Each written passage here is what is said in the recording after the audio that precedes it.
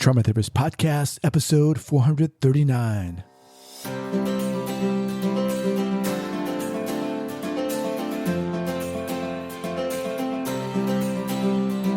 All right, guys, welcome to the Trauma Therapist Podcast. My name is Guy McPherson. My mission is to raise awareness of trauma and to support new trauma therapists just starting out on their trauma-informed journey. I do that through this podcast and my membership community, Trauma Therapist 2.0.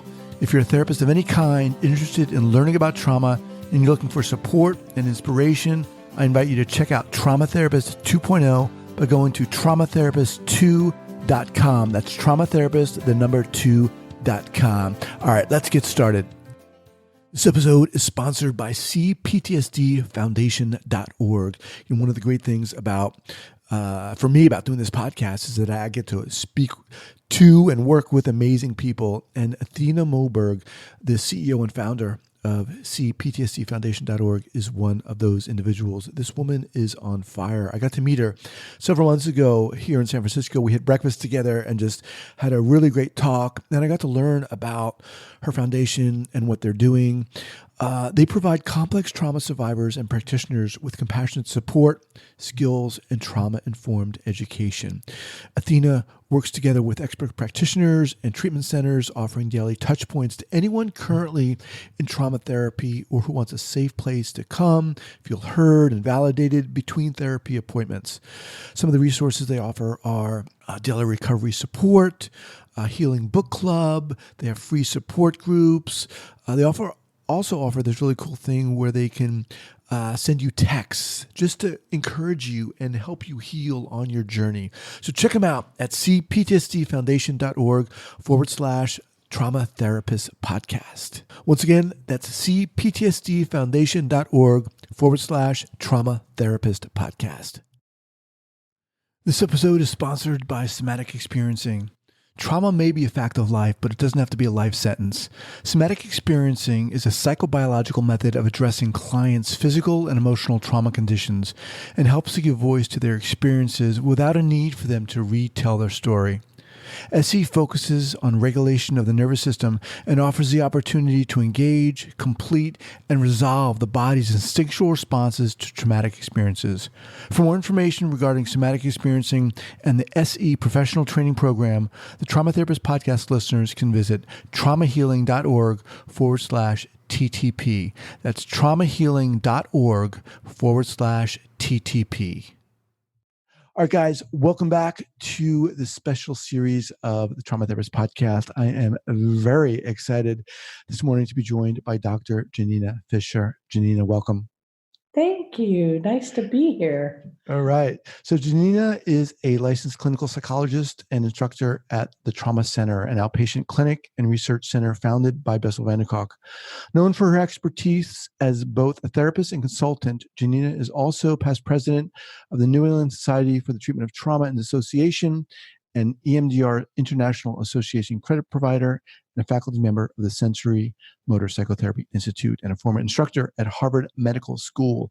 Janina's recent book is titled Healing the Fragmented Selves of Trauma Survivors. Again, Janina, welcome. Oh, thank you. Thank you. So when I started putting this together, I mean, this just happened. For obvious reasons. And I put a query out to the people in my community. You were at the top of the list. People wanted to hear from. So let me just open it up. What the heck is going on? We're hiding out in our houses because there's a monster on the loose.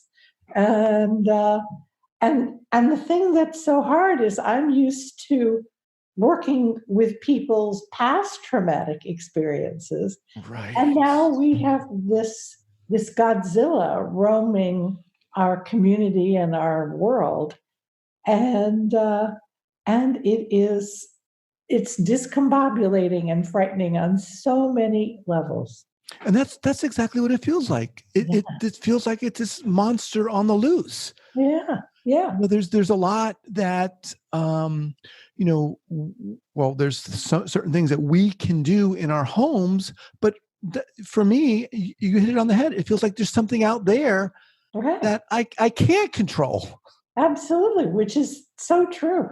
We can control how we try to keep ourselves safe, but we can't control the Godzilla. And and then on top of that, I just got an email a few minutes ago from a former client saying, working at home is exhausting. Who knew that having to adjust to to online work of all kinds, particularly psychotherapy online for people who've never done that. Right. It's all, trying to get provisions in. I just put in a vitamin order just before we started because there's it's like wartime, right? Mm-hmm. We've got to make sure that we have what we need for this potential. Well, it's not a potential crisis. It is a crisis, but just in case Godzilla knocks on our doors. Mm-hmm.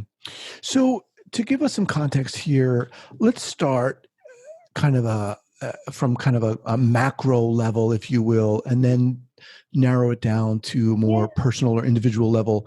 What are your thoughts on how this is impacting us globally, what it means in terms of trauma, et cetera? Let's start there. Well, again, we all may feel traumatized, whatever our objective level of risk.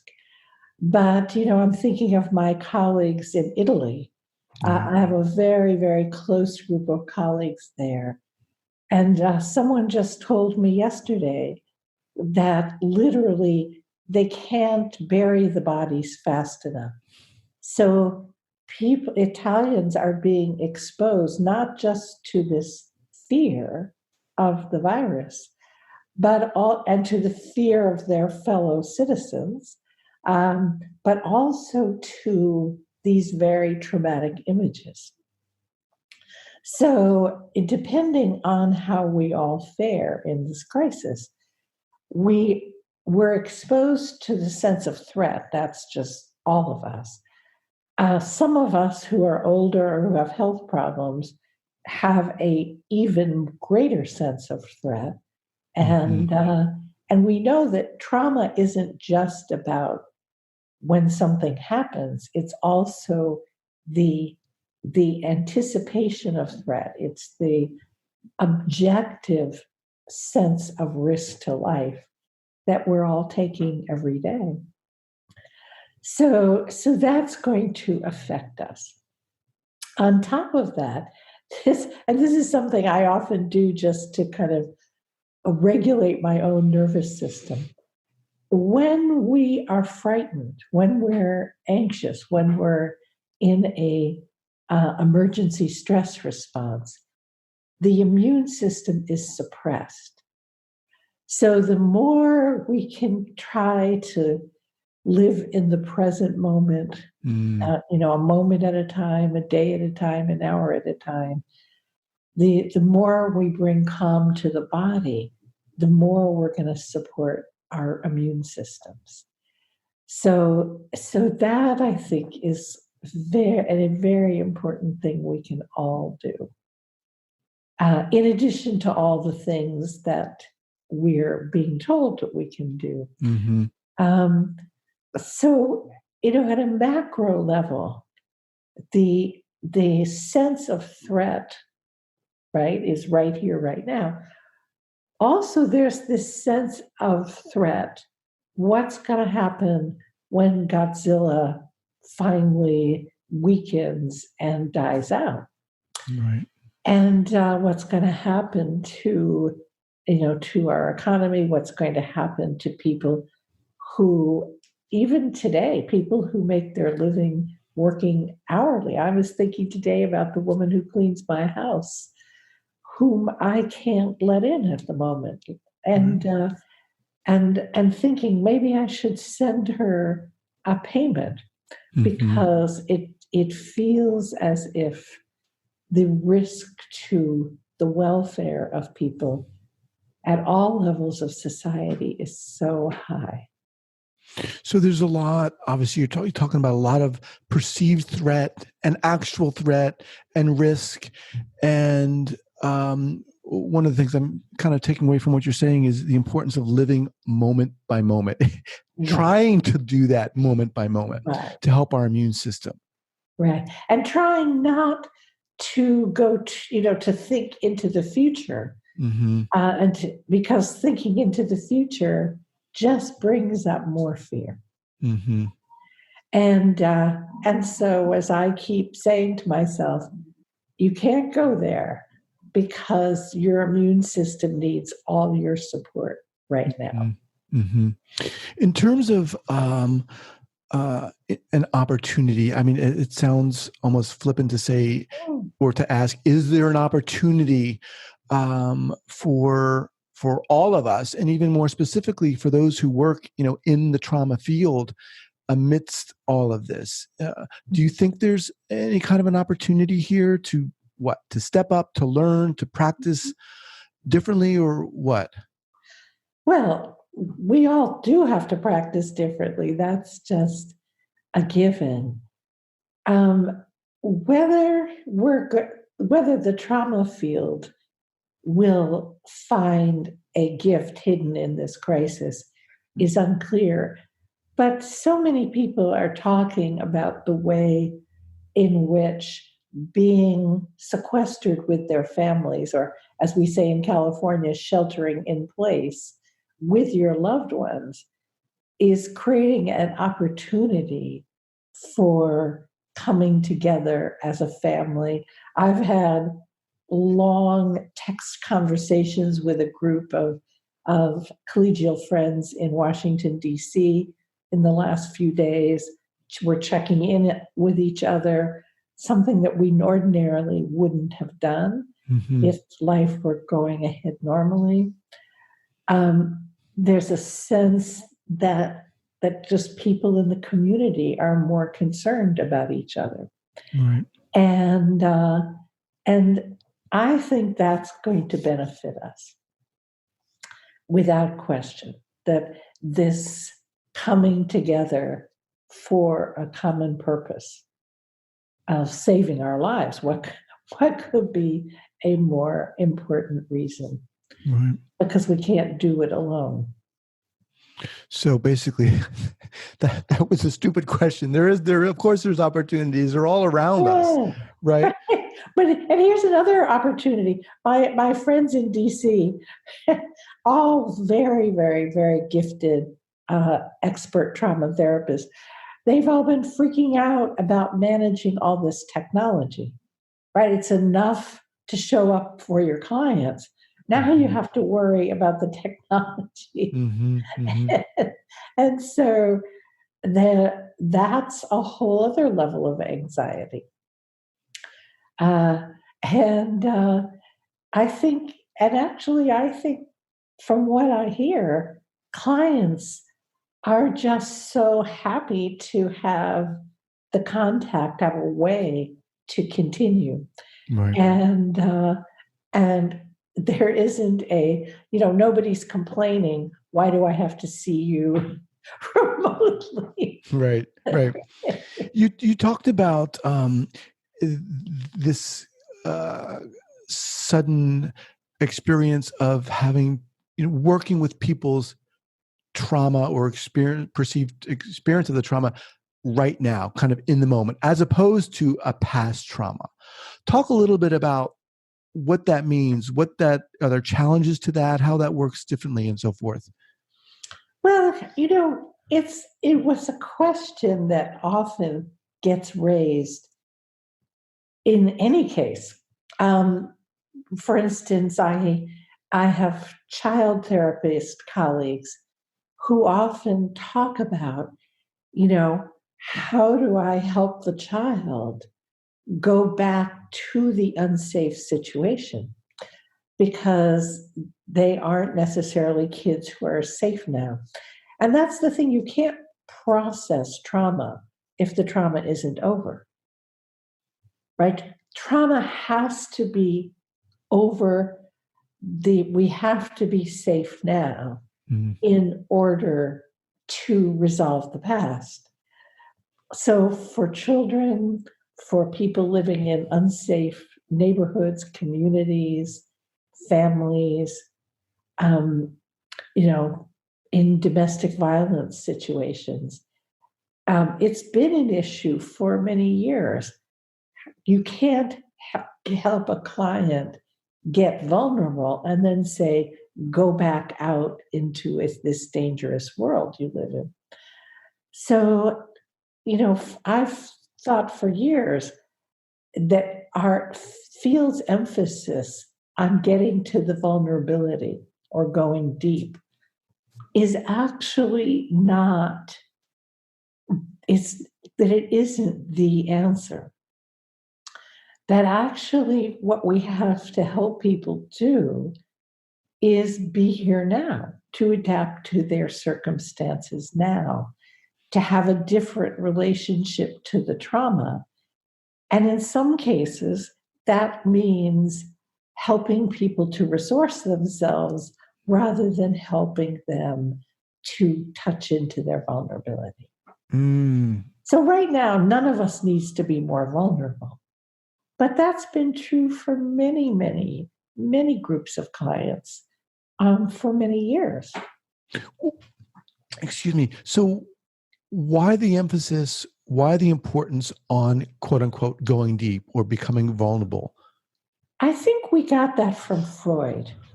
I think that, I always say we're all children of Freud. It's like, he's the common ancestor in the psychotherapy field. Obviously, over the many, many decades since Freud, other camps have developed CBT,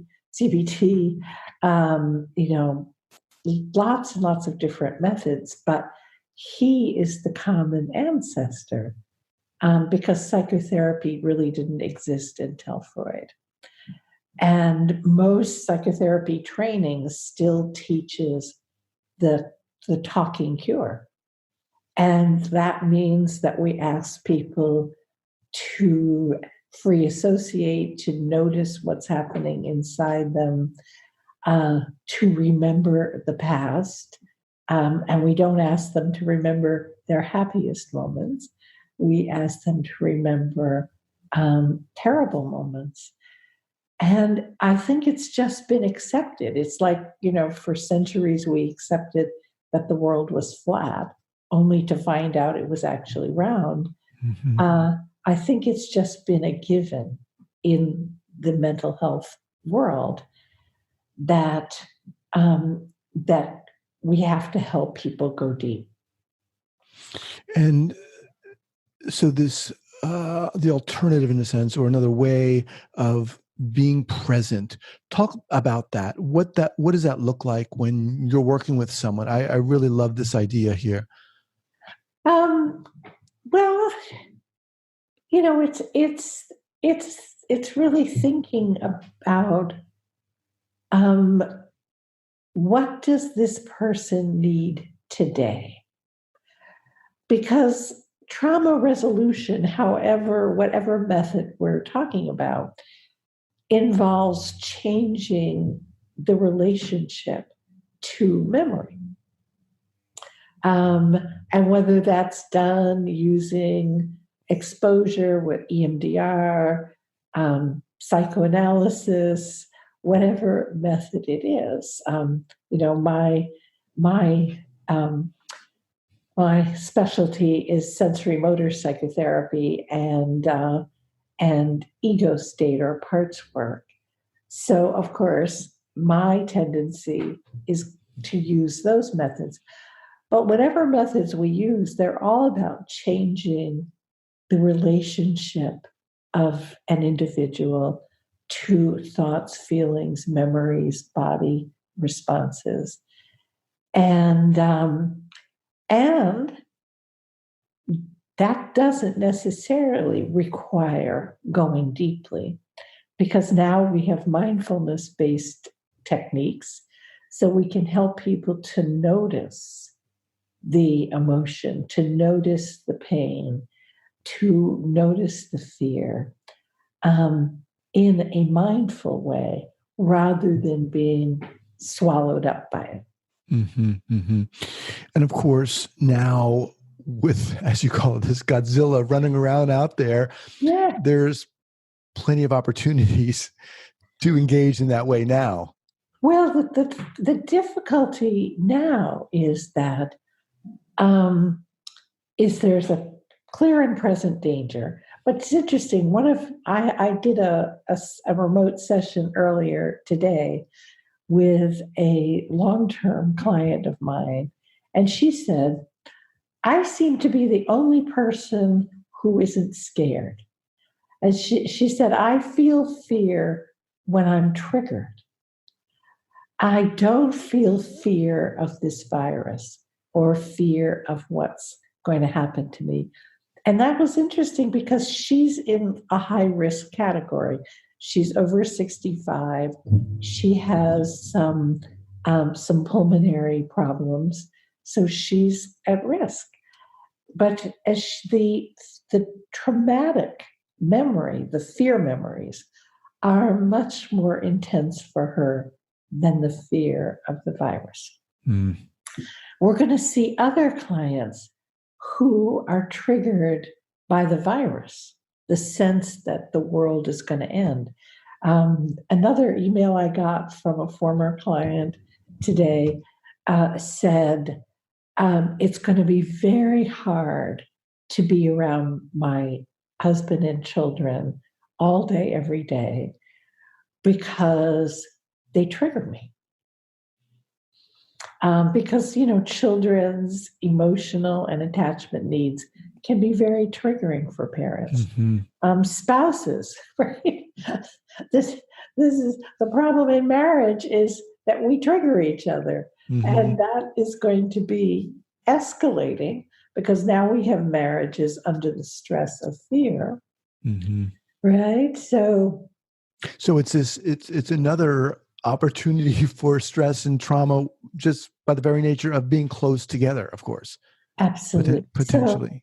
Yes. So I think there is, hopefully, this is the kind of situation that brings people together rather than tears them apart. Mm-hmm. And so hopefully that will be one of the silver linings, that it will increase the ability of families to be triggered by each other, but to feel the sense of needing and wanting each other and having a strong common ground. So it'll be easier to let go of some of the things that usually drive us crazy about our loved ones. Well, open that up a little bit. Talk more about how people might deal with the stress of just being, with your spouse or with your kids more now. What are some ways we can manage and deal with that? Well, I really believe that we have to normalize triggering, that it's a body thing. It's a somatic response. We're when we're exposed to some stimulus that the body perceives as threatening, it doesn't have to be logically threatening, but something the body feels threatened by, we have a strong emotional or traumatic response. And then usually we interpret that in some way. We say, well, if he hadn't said blah, blah, I wouldn't be feeling this way. If my daughter hadn't gone in her room and slammed her door, I wouldn't be feeling this way. As opposed to, oh shit, I got triggered. And I always say to my clients, my wish for you is to someday be able to say, oh shit, I got triggered. And the oh shit is important because, because it's like saying, oh shit, I stepped in dog doo, right? Oh shit, I stubbed my toe. It's something that's uncomfortable, it's unpleasant, but it's normal. Mm-hmm. It's right. It isn't the end of the world. So hopefully, if the stress doesn't decrease our capacity to tolerate each other, which it doesn't seem to be doing, people Mm-hmm. seem to be kinder Mm-hmm. rather than more reactive. Mm-hmm. Now, where are you right? Are you in Oakland? Yes. Okay. What's your perception of how people are um, kind of obeying, if you will, the shelter in place decree? Are people? I'm sheltering in place, so I don't see a whole lot. But from what I see, if I open my door, the streets are deserted. Yeah. I came back. I was actually, where was I? I was on vacation in Mexico when this whole crisis started. And then I flew to Philadelphia to give a workshop, the last live event that I've given. And then I flew to New York, where I was supposed to teach 2 trainings that ended up online. And so I could see, especially in New York, I've never seen New York so deserted. Really? Wow. So few cars, so few taxis, so few people on the streets. When I finally got to the airport to fly home, the airport was empty. The plane was about a quarter full. Wow. There was no problem with social distancing because everybody on the plane had a row of their own. And so it's such a huge, it seems as if most people are respecting the shelter in place or stay at home rules. But then my stepdaughter in New York texted me to say that she'd gone for a walk in the park and it was filled with people, including people coughing and sneezing. Right. So maybe people in New York especially are getting a bit stir-crazy.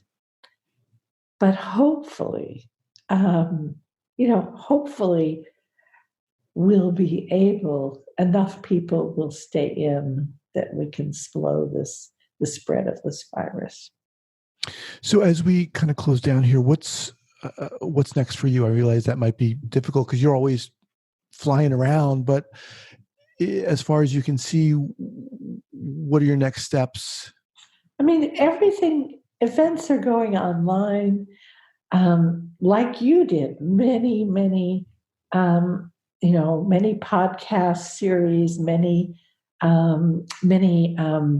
continuing ed event organizers are organizing shorter events online. I find myself very busy. But the other thing that I think is so important is for all of us to work with our bodies and to work on making sure that we're breathing, because anxiety interferes with breathing.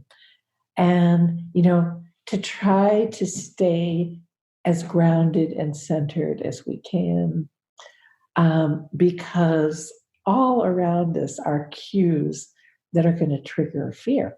Right. So whether it's, my daughter-in-law is a great example. She says, we're going to cook our way through this crisis.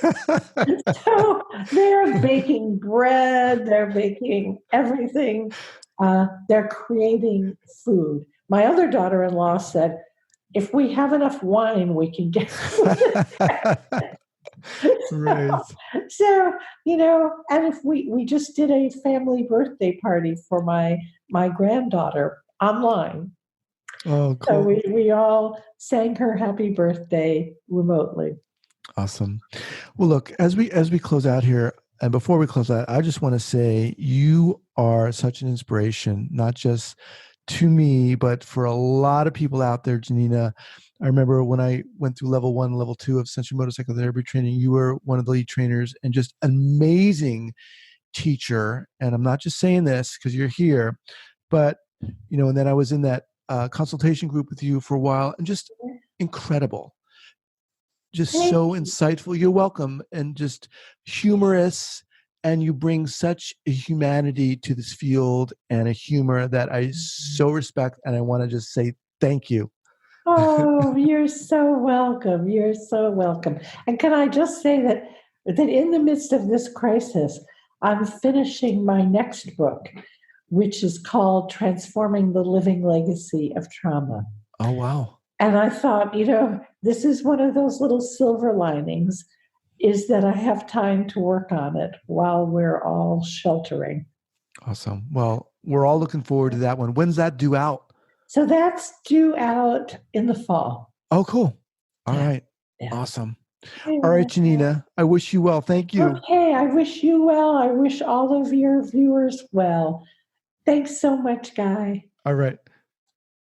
Once again, thank you to Somatic Experiencing for sponsoring this podcast. Somatic Experiencing Trauma Institute is a 501c3 nonprofit dedicated to resolving trauma worldwide by providing professional training and education in somatic experiencing. It was founded by Dr. Peter Levine, author of the bestseller Waking the Tiger, who developed somatic experiencing based on explorations of how animals deal with threat, nervous system overwhelm, and traumatic experiences on a daily basis. Learn more about somatic experiencing and the SE professional training program at traumahealing.org/TTP. That's traumahealing.org/TTP. This episode is sponsored by CPTSDFoundation.org.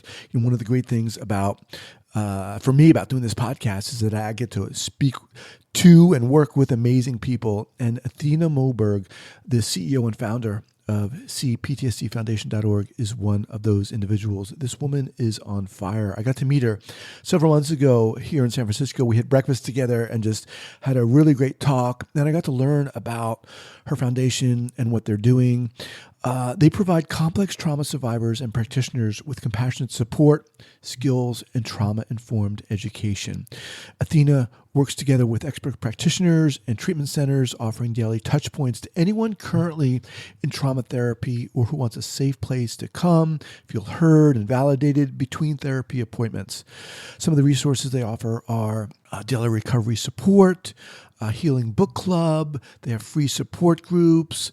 They also offer this really cool thing where they can send you texts just to encourage you and help you heal on your journey. So check them out at cptsdfoundation.org/trauma therapist podcast. Once again, that's cptsdfoundation.org/trauma therapist podcast.